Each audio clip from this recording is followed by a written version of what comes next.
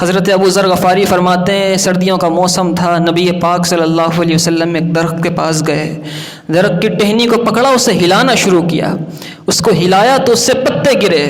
حضور نے فرمایا ابو ذر دیکھ رہے ہو پتے گر رہے ہیں؟ حضور نے فرمایا جب کوئی شخص نماز پڑھتا ہے جیسے پتے گر رہے ہیں ایسے اس کے گناہ گر رہے ہوتے ہیں، ایسے اس کے گناہ جھڑ رہے ہوتے ہیں۔ اور ہم مسجد میں آتے ہیں نا، مسجد میں آنے کے بعد جلدی سے اٹھنے کی کرتے ہیں، فوراً چلے جائیں مسجد سے باہر۔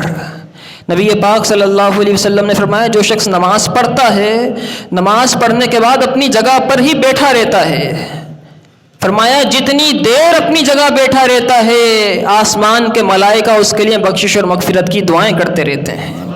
نماز پڑھ چکا ہوتا ہے اس کے بعد کی بات ہے، فرمایا فرشتے اس کے لیے مغفرت کی دعائیں کرتے رہتے ہیں۔ یہ تو نماز کے بعد ہے نا، نماز سے پہلے کی حالت کیا ہے؟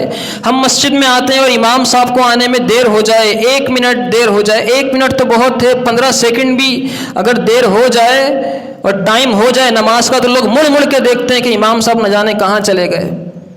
کسی دن کوئی نمازی جلدی مسجد میں آ جائے اور امام صاحب کو عوارض طبعیہ سب کے ساتھ ہیں، کسی کے ساتھ بھی کوئی بھی ایمرجنسی ہو سکتی ہے، ان کو آنے میں دیر ہو جائے تو لوگ مڑ مڑ کے دیکھتے ہیں کہ امام صاحب کہاں چلے گئے۔ صحابہ کرام علیہم الرضوان حضور کا انتظار کیسے کیا کرتے تھے؟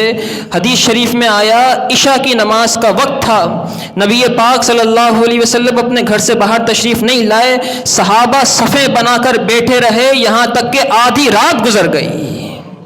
حضور باہر تشریف لائے، تشریف لانے کے بعد حضور نے نماز عشاء پڑھائی، سلام پھیرنے کے بعد حضور نے فرمایا تمہیں مبارک ہو، اس وقت کوئی ایسا نہیں تھا جو روئے زمین پر عشاء کی نماز پڑھ رہا تھا، صرف تم تھے جن کی نماز رب کی بارگاہ میں پہنچ رہی تھی۔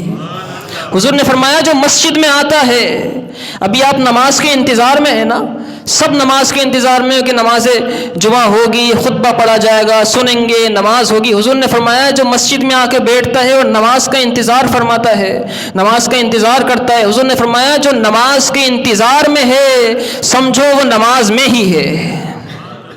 جب تک نماز کا انتظار کرتا رہتا ہے اس کو نماز پڑھنے کا ثواب ملتا رہتا ہے۔ اللہ تعالی ہماری نمازوں کو اپنی بارگاہ میں قبول اور مستجاب فرمائے۔ اللہ تعالی ہمیں عبادتوں سے محبت عطا فرمائے۔ مسجد میں آئیے، مسجدوں کو آباد کیجیے۔